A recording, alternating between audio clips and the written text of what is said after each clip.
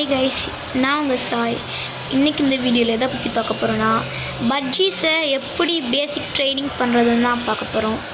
எனக்கே இந்த பேர்ட்ஸை பற்றி ஒன்றுமே தெரியாது. பட்ஜீஸை பற்றி எதுவுமே தெரியாது.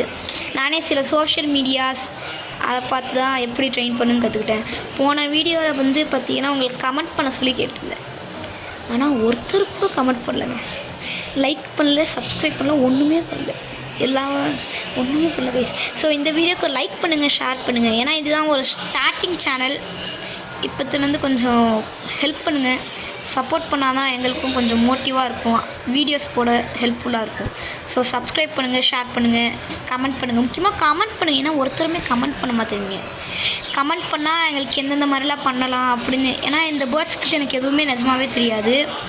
சாப்பாடு போடணும், இந்த மாதிரி அந்த மாதிரி சில பேசிக் விஷயம் தான் தெரியுமே தவிர டீட்டெயிலாலாம் தெரியாது. ஸோ தொண்ணூத்தொன்று பேசாமல் வாங்க வீடியோக்குள்ளே போயிடலாம். ஸோ பட்ஜீஸை எப்படி ட்ரெயின் பண்ணுறதுன்னு பார்த்தீங்கன்னா, ஃபஸ்ட்டு நீங்கள் பட்ஜீஸை ட்ரெயின் பண்ணும்போது உங்ககிட்ட 4-5 பேர்டு, 2 பேர்டு பேரு அந்த மாதிரி இருக்கும்போது 2 பேர்டையுமே வச்சு எப்பயுமே பண்ணாதீங்க. ஏன்னா இப்போ ரெண்டுமே சடச்சடன்னு பறக்கும். இப்போ நீங்கள் 2 பேர்டே பண்ணும்போது ரெண்டுமே, சப்போஸ் நீங்கள் ஒரு பேர்டை மட்டும் அட்லீஸ்ட்டு கொஞ்சம் ட்ரை பண்ணி இது பண்ணால் கூட ஃபுல்லாக முடிக்காமல் நீங்கள் இன்னொரு பேர்டுக்கு போயிட்டிங்கன்னா அது பறக்க ஆரம்பிக்கும். ஸோ அது பயந்து அப்புறம் இன்னொரு பேர்டை இப்போ பயப்பட வச்சிடும். ஸோ அதனால நான் சொல்கிறேன், ஃபஸ்ட்டு நீங்கள் ட்ரைனிங் பண்ணும்போதே ஒரு பேர்டை மட்டும் கான்சன்ட்ரேட் பண்ணுங்கள். இப்போ நான் ஆக்சுவலி 1 month ஆகிடுச்சி கிட்டத்தட்ட வாங்கி. இந்த க்ரீன் கலர் பேர்டு இருக்குது பார்த்திங்கன்னா, அதை தான் நான் இப்போ ட்ரை பண்ணேன். அது என் கையில் இப்போ வச்சாலே உக்காந்துக்கும். கை அப்படியே அந்த முன்னாடி வச்சாலே எப்போ பார்த்தாலும் உட்காந்துக்கும். ஆனால் இந்த ப்ளூ பேர்டு பார்த்திங்கன்னா நான் ட்ரெயினே இன்னும் பண்ணவே இல்லை, தொடவே இல்லை அதை இன்னும். ஆனால் க்ரீன் நல்லா டேம் ஆகிடுச்சு. பட் இன்னுமே நான் டேம் ஆகலைன்னு தான் சொல்லுவேன். ஏன்னா அது ரொம்ப டேம் ஆகலை. பட் ட்ரை பண்ணுவோம். அதுதான் உங்களுக்கு நீங்கள் தான் சப்போர்ட் பண்ணணும் என்ன எப்படி பண்ணணும்னு. அப்போ இந்த ஃபஸ்ட்டு 2 ப்ளூ பேர்ட்ஸை நான் இன்னும் ட்ரெயினே பண்ணவே இல்லை. இந்த இன்னொரு பேர்டு ப்ளூ கலரில் இருக்குல்ல. ஏன்னா ஃபஸ்ட்டு நான் 1 முடிச்சுட்டு இது இனிமேல் தான் பண்ணணும். ஏன்னா இன்னுமே நான் முடிக்கலை அந்த க்ரீன் பேர்டு. இதுக்கு இன்னும் பேர் கூட வைக்கல. நீங்களே ஒரு பேர், நல்ல பேர் சொல்லுங்களேன்.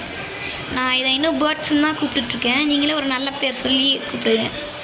ஸோ பேசிக் ட்ரைனிங் எப்படின்னா, உங்கள் கையை அந்த பேர்டோட காலுக்கு அடியில் கொண்டு போய் லைட்டாக வைங்க. அது எப்படியும் பறக்க தான் செய்யும்.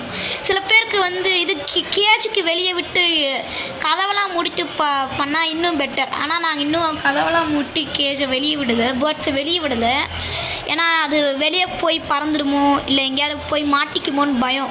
நிறைய பேருக்கு அது இருக்கும். அது இல்லைன்னு சொல்லுவேன், நிறைய பேருக்கு அது இருக்கும். அது உள்ளேயே வச்சு எப்படி ட்ரெயின் பண்ணுறதுன்னு தெரியாமல் கூட இருக்கலாம் நிறைய பேருக்கு. அதுக்காக தான் ஒரு கொஞ்சம் பெரிய கேஜாக இருந்தாலும் ஓகே, சின்ன கேஜாக இருந்தாலும் ஓகே, ஒரு அட்லீஸ்ட் ஒரு மீடியமான கேஜாக இருக்கணும். அப்போ தான் இது கொஞ்சம் ஒர்க் ஆகும். ஃபஸ்ட்டு நீங்கள் எடுக்க போகிற எந்த பேர்டு எடுக்க போகிறீங்களோ அந்த பேர்டை தனியாக வச்சுட்டு இங்கே கொஞ்சம் கொஞ்சமாக கையை மட்டும் இல்லை கிட்ட கொண்டு போகணும். அது எப்படியும் பறக்க தான் செய்யும். ஆனால் நீங்கள் பறந்தாலும் ஒரு 100 டைம் 10 டைம் 5 டைம் பண்ணிக்கிட்டே இருக்கணும். அது கடிக்கும், ஃபஸ்ட்டு பறக்கும். நீங்கள் ஒரு 10 டைம் 15 டைம் 20 டைம் இதை பாருங்கள் பறக்குது. இந்த மாதிரி பண்ணிக்கிட்டே இருக்கும்போது அது ஃபஸ்ட்டு பறக்காமல் இப்போ கடிக்க ஆரம்பிக்கும். அது பயம் போய் கொஞ்சம் எதிர்த்து நிற்க கடிக்க ஆரம்பிக்கும். கடித்தாலும் அப்போ பரவாயில்ல அப்படின்னு சொல்லணும். அப்புறம் தான் அது கொஞ்சம் கொஞ்சமாக அப்படி ஏறிட்டு போயிடும். ஃபுல்லாக ஏறிக்காது, அப்படி ஏறிட்டு போயிடும். அதை நீங்கள் கையை வச்சுக்கிட்டே இருக்கணும். நீங்கள் எப்போ போகலாம் இருந்தால் இப்போ ஒரு பேர்ட் இருங்க சொல்கிறேன் எப்படி பண்ணணுன்னு.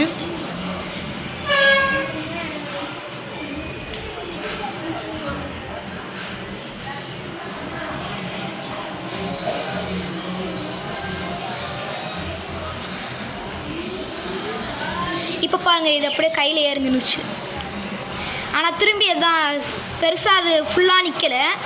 பட் கையை வச்சா ஏறும், ஆனால் டக்குனே கீழே இறங்கிடும். அதுக்கு இன்னும் ஃபுல்லாக நம்பிக்கை வரல. நான் இன்னும் அதான் சொன்னேன், இந்த பேர்டை இன்னும் ஃபுல்லாக ட்ரெயின் பண்ணலைன்னு.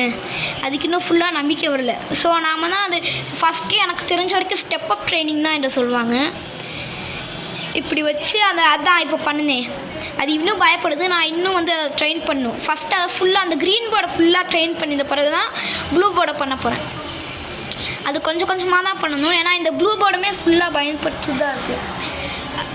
எனக்கு தெரிஞ்ச வரைக்கும் இவ்வளோ தான் நினைக்கிறேன், வேறு எதுவும் இல்லை.